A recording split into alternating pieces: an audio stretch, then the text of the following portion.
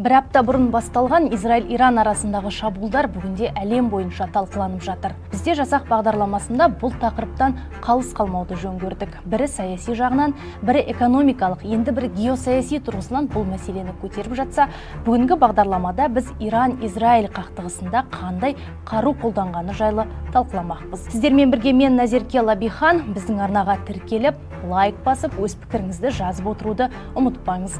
Алда сіздерді әлі талай қызықты да өзекті репортаждар мен эфирлер күтеді.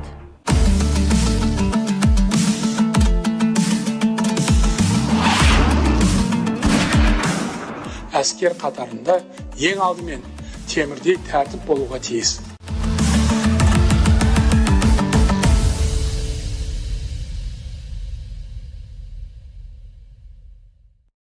13 маусымнан бастап Израиль қорғаныс армиясы Иранның ядролық нысандарына соққы бере бастаған сәттен бері әлем қауымдастығы қақтығыстың ушығуын жіті бағлап отыр. Екі тарапта соңына дейін күресуге бел буып, бір-біріне қарсы зымырандар мен дрондарды белсенді түрде қолдануда.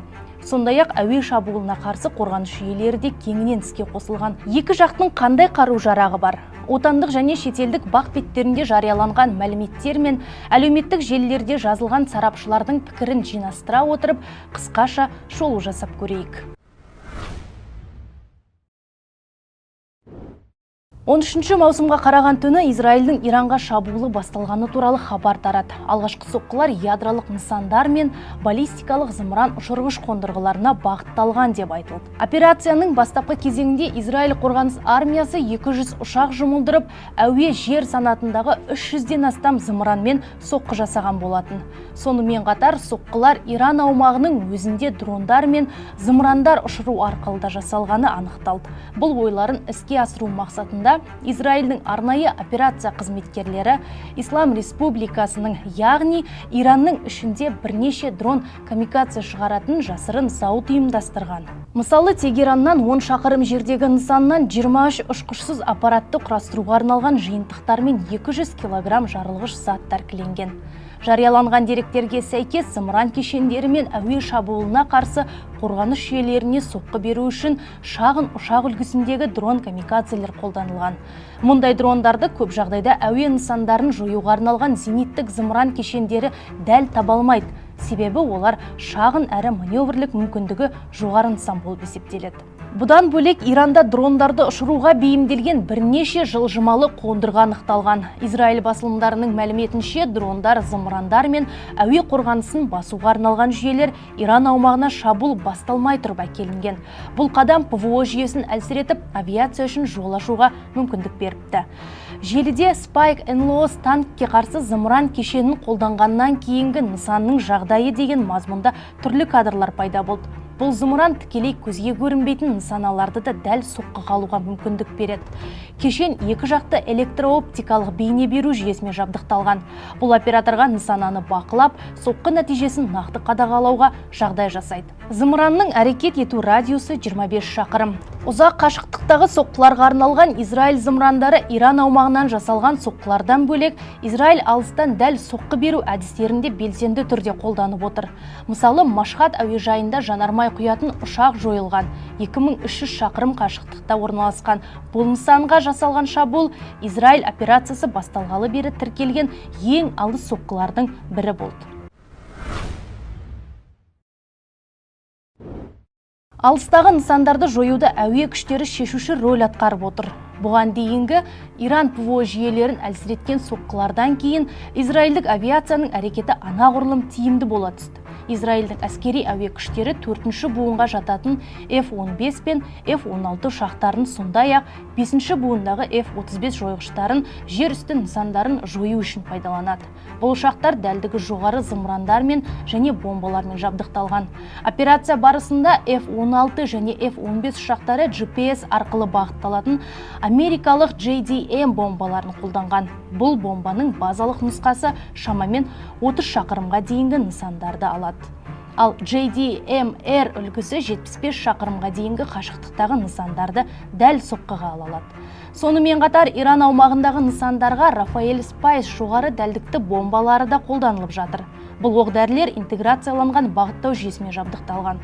Ал Иран әуе қорғаныс жүйелеріне қарсы қандай қару қолданды?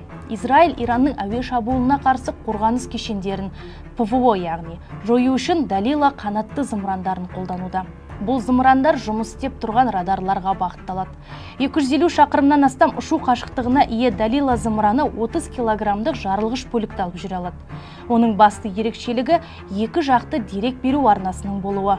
Бұл операторға нақты уақытта бейнені көріп, зымыранның ұшу бағытын қашықтықтан түзетуге мүмкіндік береді. Бұдан бөлек Сирия мен Ирак аймақтарында әуеден құлаған қалдықтардың Blue Sparrow әуе базасынан ұшырылатын баллистикалық зымырандардың үдеткіш бөліктеріне ұқсайтыны байқалған. Бұл зымыранның салмағы 1900 кг, ал жауынгерлік бөлігінің массасы 150 кг. Ұшу қашықтығы шамамен 2000 шақырымды құрайды. Айта кетерлігі, Silver Sparrow деп аталатын осы зымыранның арнайы нұсқасы Иранның Шахаб-3 типіндегі баллистикалық зымырандарын имитациялайтын жаттығу нысаны ретінде қолданылады. Иран Израильге қандай зымырандармен шабуылдауда? Иранның жауап соққылары барысында басты қаруы баллистикалық зымырандар болды. Бұл зымырандардың ерекшелігі ұшу уақытының қысқалығы және оларды тосып алу қиындығы. Израильдегі нысаналарды жою үшін Иран әр түрлі үлгідегі орташа қашықтықта ұшатын екі сатылы баллистикалық зымырандарды қолдануда. Иранның арсеналында Шахаб-3 зымыраны бар. Бұл кеңестік П-17 сұйық отынды зымыранның 1960 жылдардағы үлгісін жетілдіру арқылы жасалған. Шахаб-3 зымыраны 1 тоннаға дейінгі жарылғыш жүктемені 1000-2000 шақырым қашықтыққа жеткізе алады және тосып алудан қорғану үшін әуеде маневр жасай алады. Осы зымыран негізінде дәлдігі жақсартылған Кадр 110 зымыраны жасалды. Бұл үлгі нысананы дәлірек соққыға алу мүмкіндігімен ерекшеленеді. 2015 жылы Иранда бөлінетін жауынгерлік бөлікті және жетілдірілген бағыттау жүйесі бар Эмад зымыраны таныстырылды. Бұл жүйе жоғары дәлдікті қамтамасыз етеді деп есептеледі. Ал зымыранның жарылғыш бөлігінің салмағы шамамен 750 кг болып бағаланады. Сонымен қатар Иранда кеңестік немесе қытайлық жобаларға негізделмеген жаңаша жасалған Седжил отбасының орташа қашықтыққа ұшатын баллистикалық зымырандар әзірленді. Седжил 2 моделінің болжалды ұшу қашықтығы 2500 шақырым. Ислам революциясы сақшылар корпусының командирі генерал-майор Ахмад Вахидидің айтуынша, Израильге жасалған шабуыл кезінде 1,5 тонна жарылғыш бөлікті таситын жаңа Хейбар зымыраны қолданылған. Бұл зымыран туралы алғаш 2023 жылы белгілі болды. Хейбар зымыранның ерекшелігі оның айналмалы ықтимал ауытқу радиусының өте аз болуы, шамамен 10-30 метрді құрайды. Яғни зымыран шамамен 10 метр диаметріндегі шеңбер ішіндегі нысанаға дәл тие алады. Иранның қару арсеналындағы тағы бір жаңалық Фаттех отбасының гипердыбыстық зымырандары. Бұл зымырандар тосқауыл қою жағынан ең күрделі нысандардың бірі саналады. Сондай-ақ Иран Шахед 136, Шахед 238 және Араш 2 дрон камикадзелерін қолданған. Зымырандардан бөлек Иран бірнеше түрдегі дрон камикадзелерді де қолданады. Олардың ішінде іштен жанатын қозғалтқышы бар Шахед 136 мен реактивті Шахед 238 бар. Бұл салыстырмалы түрде арзанырақ және көп мөлшерде шығарылатын аппараттар. ПВО күштерінің назарын аударып, қымбат зымырандарды пайдаланбай-ақ мақсатты нысанды жоюға мүмкіндік береді. Шахед 136 дронның ұшу қашықтығы 1000-2000 шақырымға жетеді және ол 50 килограммдық жарылғыш бөлімді таси алады. Бұл баяу ұшатын аппарат нысанаға төмен биіктікте ұшып барады. Сондықтан көптеген әуе қорғаныс жүйелері үшін іс жүзінде көрінбейді. Дегенмен оны тікұшақтың пушкасымен немесе пулеметпен атып түсіруге болады. Ал жылдам реактивті Шахед 238 дроны осындай шабуылдардан жақсы қорғалған. Бірақ оның қызған қозғалтқышы жылу іздеуші зениттік зымырандарға көрінетін етеді. Иран мен Израиль бір-бірінің шабуылдарынан қалай қорғануда? Иранның әуе қорғаныс жүйелері Израильдің алғашқы шабуылындағы басты нысандардың бірі болды. Сондықтан Израильдік әуе күштері мен дрондарының түсірген видеолары арқылы ПВО жүйелерінің көп бөлігі туралы ақпарат алынды. Белгілі болғаны, Иран қысқа қашықтыққа ұшатын Тор М1 зениттік зымыран кешендерін және 75-тен 200 шақырымға дейінгі аралыққа соққы беретін 3 зымыранды таситын Севам Хордат кешендерін пайдаланады. Сонымен қатар Иран қару-жарақ қорында түрлі ПВО жүйелері кездеседі. 2019 жылы алғаш рет үлкен қашықтыққа ұшатын Бавар 337 зениттік зымыран жүйесі таныстырылды. Бұл кешеннің радары нысандарды 450 шақырымға дейін анықтай алады, ал соққы беру биіктігі 30 шақырымға дейін жетеді. Сол жылы Иран тағы бір ПВО жүйесін Хордат 15 кешенін ұсынды. Оның бір іске қосу құрылғысы 120 шақырым радиустағы нысандарға 4 зымыранмен соққы бере алады, ал анықтау ара қашықтығы 150 шақырымды құрайды. Иранның қару-жарақ қорында көптеген зениттік кешендері болса да, олардың қақтығыс кезінде қаншалықты тиімді екені туралы нақты мәліметтер жетіспейді. Сонымен қатар Иранның әуесінде жеке жойғыш ұшақтар да байқалған. Бұл ұшақтар алғашқы соққылардан кейін қалғандар. Мүмкін әуе қорғанысын қолдауға жұмылдырылған болуы ықтимал.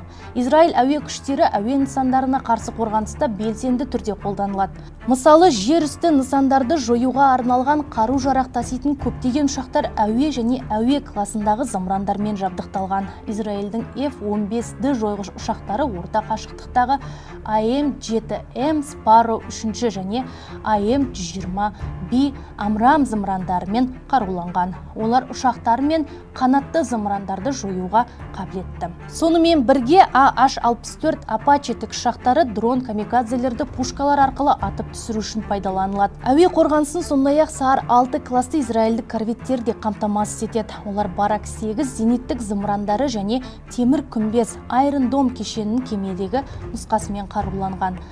Жер бетінде Цахал әуе нысандарын түрлі зениттік кешендер арқылы жояды. Мысалы, Arrow 3 немесе Iron Dome сияқты жүйелер. Сонымен қатар атмосферадан тыс зымырандарды тоқтату міндеті мына зымыран қорғаныс кешендеріне жүктелген. Израильдің соққыларының бірі Иранның ядролық бағдарламасын нысанаға алу болды. Шабуылдар ядролық қару жасауға қатысы бар физиктер мен өндірістік нысандарға бағытталған. Алайда Иранның ядролық қаруының бар екені туралы расталған мәліметтер жоқ. Ислам Республикасы президенті Масуд Пезешкиян Иран ядролық қару жасауға ұмтылмайтынын ерекше атап өтті. Иранның жоғарғы басшысы да бірнеше рет мәлімдегендей, елдің саясаты Иран ядролық қаруға ие болмайды және оны жасауға да талпынбайды. Бұл саясатқа қарсы көзқарастағыларға Ислам Республикасының саясаты саласында орын жоқ деп мәлімдеді Масуд Пезешкиян. Израильдің ресми ядролық мәртебесі толық айқын емес. Ел ядролық қаруының бар екенінде жоқ екенде растамайды және жоққа да шығармайды. Сонымен қатар Израиль ядролық қаруды таратпау туралы шартқа қол қойған жоқ. Стокгольмдік бейбітшілік мәселелерін зерттеу институтының дерегінше 2025 жылы Израильдің арсеналында 90 ядролық жарылғыш бөлік сақтаулы тұр. Израильдің ядролық қаруының негізгі тасымалдаушысы авиация болып табылады. Бірер күн бұрын әлеуметтік желіде Иран президенті Ресейге деген ренішін жеткізді деген мазмұнда ақпарат шыққан болатын. Аталмыш ақпаратта жазылғандай, Израильдің Иранға жасалған зымыран соққысы ресейлік әуе қорғаныс жүйелерін ұятқа қалғанын көрсетті. Израиль зымырандары ирандық ПВО жүйесін оңай еңсеріп, тіпті ерекше қорғалатын нысандарды да жойған екен. Иран ракеталық шабуылға қарсы тұру үшін 40 ресейлік С-300 зымыран кешен, 29 Тор М1 кешен және ұзақ қашықтықтағы ресейлік радарларды пайдаланған. Алайда ресейлік ПВО жүйелері Иран нысандарын қорғаудан тыс қалып, Израильдің соққыларына төтеп бере алмай, металл қалдықтарына айналды. Бұл шынайы сәтсіздік. Қазіргі заманғы қарулардың шабуылы кезінде пайдасыз болып шыққан жүйелерді енді кім сатып алмақ? Ресейлік ПВО технологиясы бәсекелестерінен 10 жылға артта қалып отыр. Бұл қару-жарақ Кеңес одағында жасалған және ресейлік жаңа үлгілер тек солардың модернизациясы ғана. Оның тиімділігінде айтарлықтай әсер етпеген. Ресейлік ПВО жүйелерінің тиімділігі Украина қарулы күштерінің Ресей аумағындағы әуежайлар мен басқа да стратегиялық нысандарға жасалған соққылары кезінде де анық байқалған еді деп жазылған хабарламада. Десек те, бұл айтылған мәліметтің ресми дәлелі жоқ. Айта кетерлік жайт, Қазақстан қарулы күштерінде С-300, С-400 зениттік зымырандар кешені қолданылады. Бұл зымыранмен біздің әскери қызметшілер түрлі сынақтар өткізіп, оқу-жаттығу кезеңдерінде курсанттарға да үйретіп жатады. 2023 жылы Ресейден Қазақстанға 5С-300 зениттік зымыран кешені берілгені жайлы ақпарат тараған. Дей тұрғанмен Қорғаныс министрлігі жыл сайын Қазақстан қарулы күштері мен әскери техника модернизациялаудан өтіп жатқандығын айтады. Әрине, кез келген елдің әскери қуаттылығы қарулы қақтығыс аймағында белгілі болғаны сөзсіз. Десек те біздің елде ондай тәжірибе болмай-ақ қойсын деген тілекпен бүгінгі шығарылымды аяқтаймыз. Келесі кездескенше сау болыңыздар.